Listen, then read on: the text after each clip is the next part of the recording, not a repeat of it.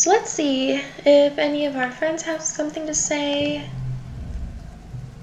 Cal and Tammy are walking through the garden, shoulder to shoulder. Every so often, Cal stops and points out something while Tammy smiles indulgently. They see you approach and stop walking, moving a little bit apart from each other. Cal waves at you. Hey, Solanna, what's up? Nothing. I was just saying hi. I guess I'll just work on my organization in the xenobotany lab. You're running out of things to study. Maybe it would help if you went out and foraged for something yourself. You might discover a whole new species of plants. I don't know, going outside is scary. Woo! 3 stars!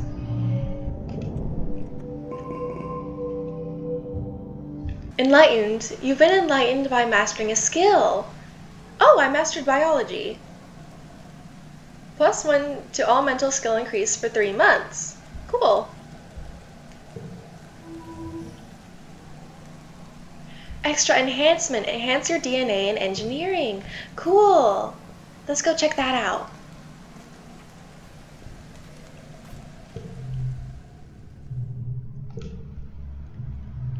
Of all the people in the colony, you understand genetics the best, besides Dr. Instance, probably. She trusts you to attend to the gene tech machine. With the access to the machine like this, you could give yourself a new genetic enhancement. Sure, you probably shouldn't mess with your genome too much in vivo, but one little change couldn't hurt. I mean, I might be able to help the colony more. You decide to install the enhancement. Having more fingers would help me in the lab and then in the kitchen as well. You've heard long ago that having a 6th finger would have been something you'd hide or even remove. Some of the best musicians on Earth have the gene for extra fingers, though. It's a tricky process, much more complicated than modifying a malleable stem cells of an embryo. You wouldn't risk doing it again, but this time it works out. Dr. Instance knows what you've done, but you take her silence as a tacit approval of your risky experiment.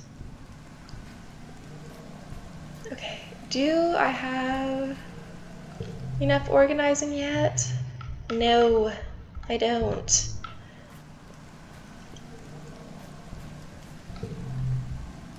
So I guess we'll go here. One of your experiments goes a little wild, and Congruence has to slam up the safety containment controls to lock you inside the lab. Scary! Luckily, it's just a false alarm. Just some weird spores you accidentally unleashed when you cut into a seed pod. You analyze them and determine they don't pose a risk to the rest of geoponics. And that means I need to be more careful. This one. This one. And that's not enough. Okay, I wonder, we're getting... Yes, it does! And another 3-star!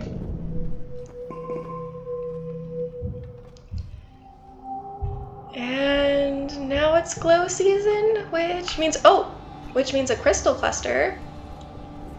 And that I should stay inside. Anemone. Be careful. Mom. Your mom gives you a stern look. Be careful, she warns you. Now that we know for a fact it isn't safe out during glow, I won't have you venturing close to the walls. Stay where I can see you, close to the ship. Oh, I will. But, I've been learning different organizational methods in school. Alphabetical, chronological, Dewey Decimal. Honestly, it sounds like a lot of work. Why would you bother to organize anything when you can just ask Congruence to find whatever you need? It's just paperwork. Do you even know why we call it paperwork? Your mom laughs. It's true. It's not like you're sorting actual paper. Back on Earth, we used to use paper to... Nah, never mind. She slaps you on the back. Good for you for having your head together.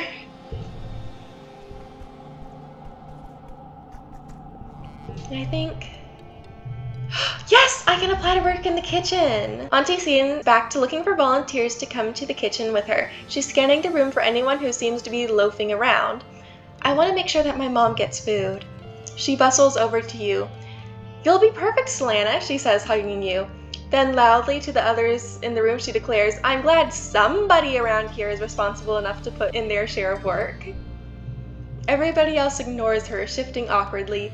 No one wants to disappoint their auntie. Auntie Sedent gestures towards the nearby cafeteria and tells you to come by next week so she can show you the ropes. Cool. Yay!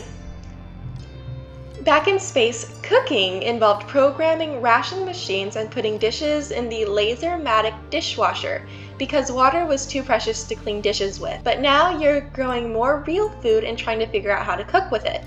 The cafeteria kitchens are bright and full of good smells. There's always something baking or boiling or frying. You take a deep breath and just hold all of the deliciousness in your lungs. Chief Steward Anne, known to the kids as Auntie Sedent, is in charge of everything in the living quarters, running the children's creche, coordinating the cleaning bots, and of course cooking for the whole colony.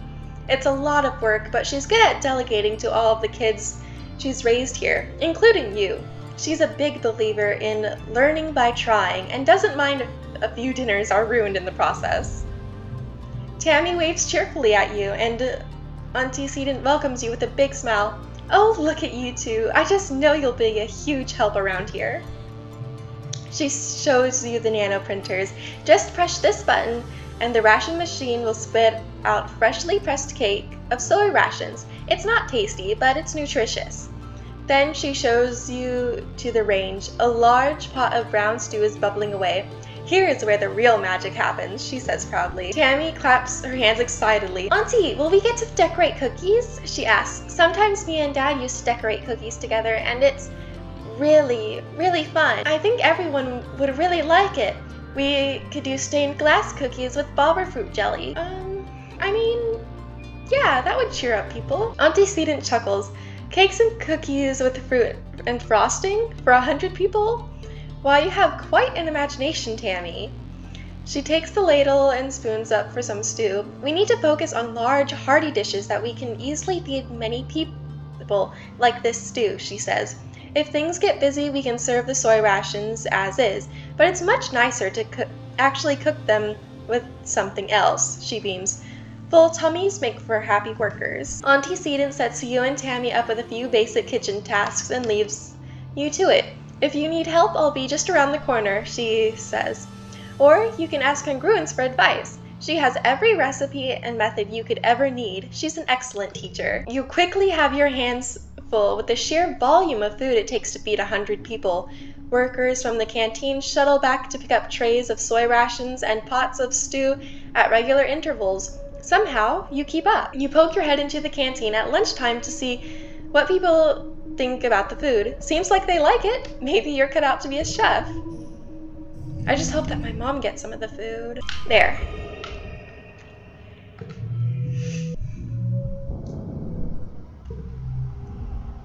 Another year, another glow. Everyone's pretty sure there's going to be an attack this year, so the colony is on high alert. You're collecting glowflies in geoponics gardens with Cal and Anemone when the sirens begin to wail. You all stop what you're doing and look at each other nervously. Your parents run off to defend farms, telling you to get inside the greenhouse and stay quiet.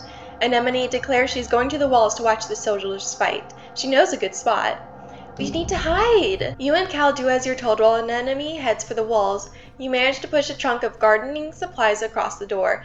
They're automatic doors, so it won't stop them from opening, but at least will buy you a few more seconds to run away if something tries to come through. Cal looks at the glass ceiling and its walls. If they come through the door, he mutters. He shows you a good hiding spot, and together you curl up and try not to make any noise. I just hope nobody gets hurt, he mutters, hiding his face in his knees. Yeah, me too. After a while, the all-clear rings out through the colony. You and Cal come out from your hiding place and creep back outside. In the distance, you can see two of the largest fields have been torn up. Cal shoots you a worried look, and you go back to collecting glowflies in silence. You watch your mom and dad survey the damage with grim, tight body language. Your parents are arguing quietly at your little table. I'm telling you, it wasn't a fluke, your mom says. They're not just wild animals. They have a plan. The fields, the lights. Okay, your dad replies, taking her hands across the tabletop. We have to tell people what we saw in geoponics. They look up, noticing you in the doorway. Your dad's worried expression quickly changes to a smile. Hey, Rudabug!